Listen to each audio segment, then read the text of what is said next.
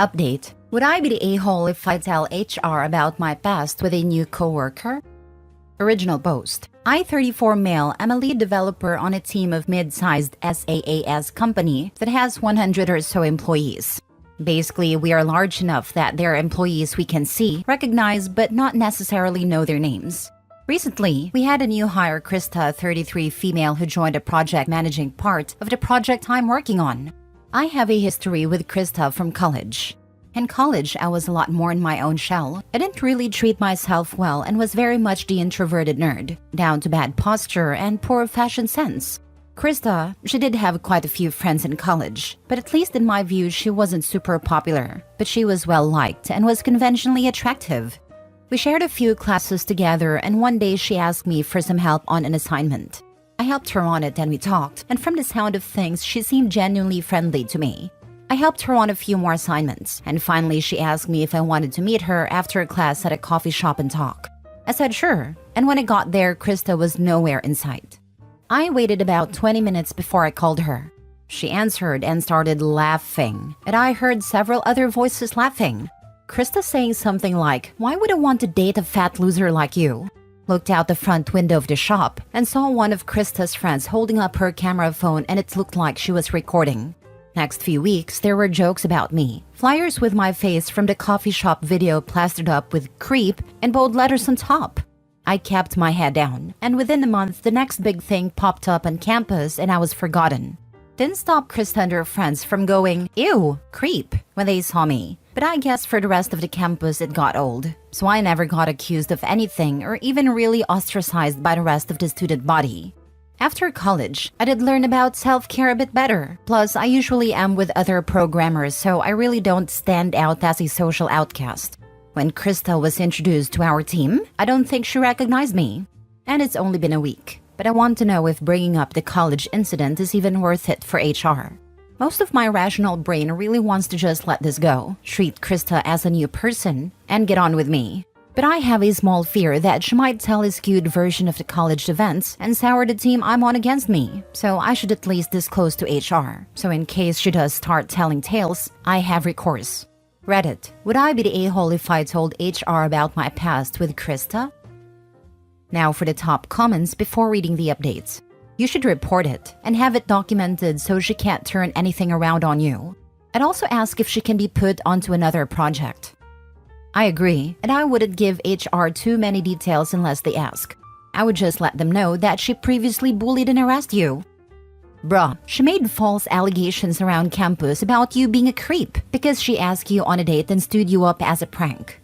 She's a scumbag. What if she goes to HR and tells them you were a creep in college, came onto her, and tries to go after your job by getting you fired? Go to HR, report it, get ahead on it. If she says something, a response will always be seen as defensive and potentially lying. What if they have it on the record that she has a history of bullying and labeling people creeps? When she tries it again, they'll have serious trouble believing her and be keeping an eye on it and make someone else her direct supervisor, etc. So you'll be in less situations she could lie about. Say you don't want to be involved in any decisions about wages, firing, hiring, promotions, or being her direct supervisor. I think you should practice what you plan on saying to HR until you almost sound bored, relaying the facts as dispassionately as possible. I recently met a new hire, and I know her from college. She started and spread several rumors about me, then harassed me for X number of years, enlisting the help of a few of her friends. I wanted to request that we not be partnered in any projects going forward. Not that I harbor any resentment, but I want to protect my good name. Someone more eloquent and better versed in businessese language could probably put it together better. But that's the gist of it. Good luck and update us, please. Now for the first update. Yesterday, some things happened. Some bad, mostly good. There were mixed responses, most telling me to tell, but one HR professional saying I shouldn't. Due to the mixed messaging, I did consult a local employment lawyer. The lawyer told me that I should make HR aware of the past I have with Krista, but make it clear that there was never anything disciplinary acted upon me in college. He asked if my job had a copy of my transcript, and I verified that it did. Lawyer asked if there were any third parties that would verify the harassment, and see if I could get their names and contact details if needed. I knew two people back in college that I still had on my LinkedIn and was certain they would tell the truth, so we were good there. Lawyer told me to just request a meeting with HR and my supervisor. Say there was a past with Krista. There was never any charges or disciplinary action, and I have two witnesses if they ever need verification. So that was what I did. Friday morning, I came into the office and sent HR and my supervisor an email requesting a formal meeting at 10 a.m. My supervisor came to my desk and asked if everything was okay and wanted to make sure I was happy. I told him everything was fine. I wasn't leaving and it wasn't anything with him or the team. He seemed relieved, and by 10 a.m. we rolled into the conference room with the HR officer. I thanked them both for taking time out of their day to meet me, and then I did as my lawyer instructed.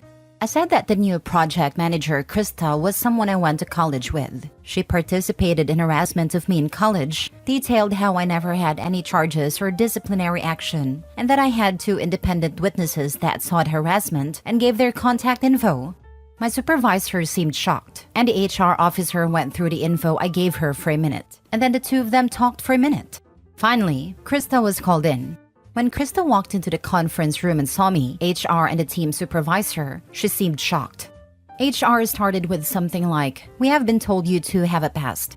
Krista sat down and looked pretty shocked throughout. She did admit to the bullying, but tried to reframe it as a misunderstanding repeatedly. She never outright said what the bullying was, but then she was told that since this was an incident in both our pasts that nobody wants brought up again, that it should stay dead. HR made it clear that this is not to be a funny water cooler story to share. Krista and I both agreed to that, but Krista still looked shaken. Noon was coming up right when the meeting was wrapping up. My supervisor and HR again reiterated, neither of us is to breathe a word about the college incident. We're professionals, and we're here to do a job. I went to the break room for lunch, and actually I felt like my appetite has finally returned. The last few days were stress-starving me, to be honest. I sat at a table with the rest of the developing team and we started eating. Halfway through my sandwich, another coworker, Sandy 30 female, came by and said, "So I heard an interesting story yesterday about you and Krista," with a big grin on her face. She didn't get further because my supervisor was at our table, stood up, pointed at Sandy and across the room at Krista and said, "You two, conference room, now." I wasn't privy to what happened in the conference room, but I did see the HR officer go into the room 2 minutes later, looking pretty ticked off and with a mustard stain on her shirt. I guess she got the call and was interrupted during lunch. Not sure what went on. The rest of the team asked what that was. I said I have no idea and just kept eating. 5 minutes later, 2 more coworkers on the other parts of the project were brought into the conference room. Lunch ended and we went back to work, but speculation was high. It wasn't until 3 that the conference room finally emptied. Krista looked like she was crying, and the others that were in the room with her seemed to treat her quite coldly. Not sure what this will mean, but it appears for now Krista is still working here. But I appreciate the lengths HR and my supervisor are taking to ensure this won't blow up further. "You two, conference room, now."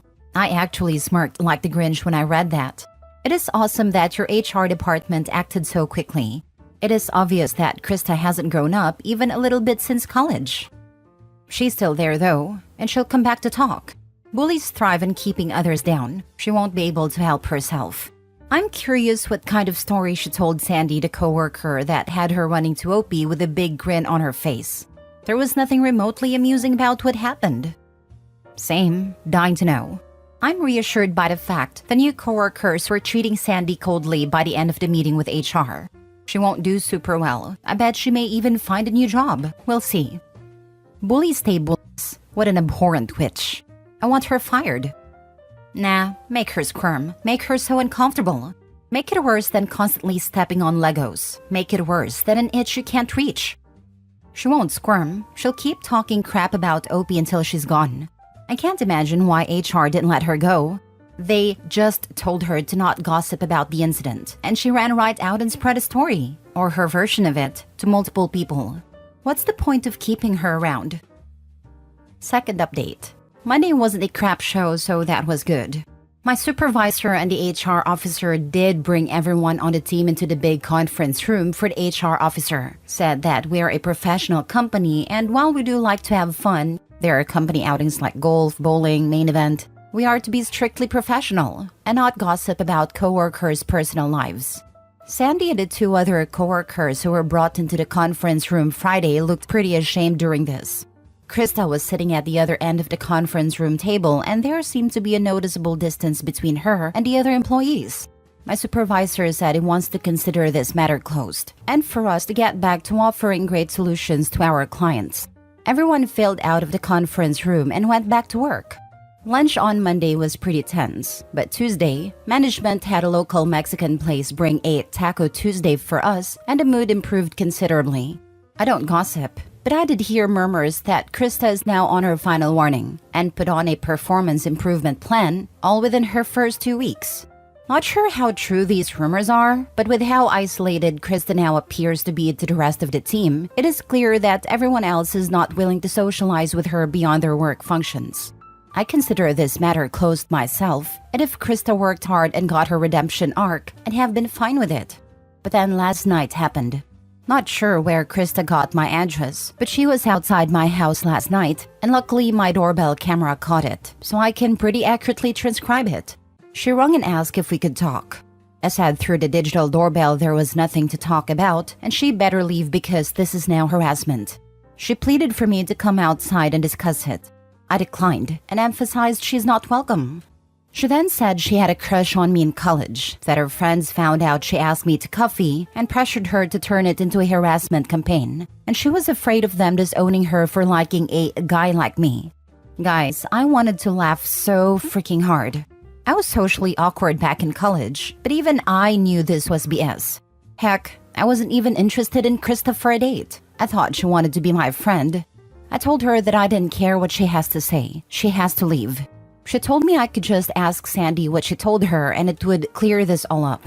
I declined and said that this matter in the office is closed. Krista finally made an exaggerated sigh and walked off. I took the video recording from the doorbell and sent it to the employment lawyer and will give it to my supervisor in HR today. I will be shocked if she will last longer than this Friday now. Now for the comments before the last update. OP, the matter is resolved. Company, the matter is resolved.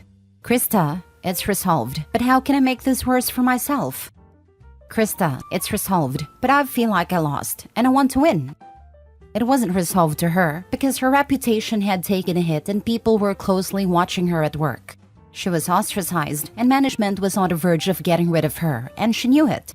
Of course, to her, owning up and working hard at changing her image would take too long. So why not just try to become chummy with OP, even if it puts back the target on her back? LMAO. Now for the last update. Krista is fired. I didn't even have to send HR the doorbell cam vid, but I did send it to the lawyer I was talking to. Lawyer is drafting a cease and desist and potentially a restraining order if needed. Krista somehow got my address from someone in IT. The IT new hire is suspended because of this data breach, and everyone got a memo about data security yesterday morning, including the usual about phishing scams. Krista's desk was empty when I came in yesterday morning, and since I'm taking the necessary legal steps, I'm considering this matter closed. Last story. Am I the a-hole for loudly confronting my coworker in front of everyone when she wrongfully believed I had groomed my wife? I'm 30 years old and male. My wife, Jessica, is 22. My wife has a 7-year-old son, Max, who she had when she was 15 years old. The father, who was her boyfriend in junior high school and is the same age as her, actually left the state when he and his family learned that she was pregnant. Jessica has no idea where he is, and since her family is well off, she didn't really need her care for support. I met Jessica when she was 20. We dated for a year, and then got married when she was 21. I love Max, and raising him as if he was my own son. Last month, Max came to my workplace with Jessica in the early afternoon to surprise me with a lunch outing. As they waited for me to finish up a meeting, the front desk secretary Claire chatted with Jessica.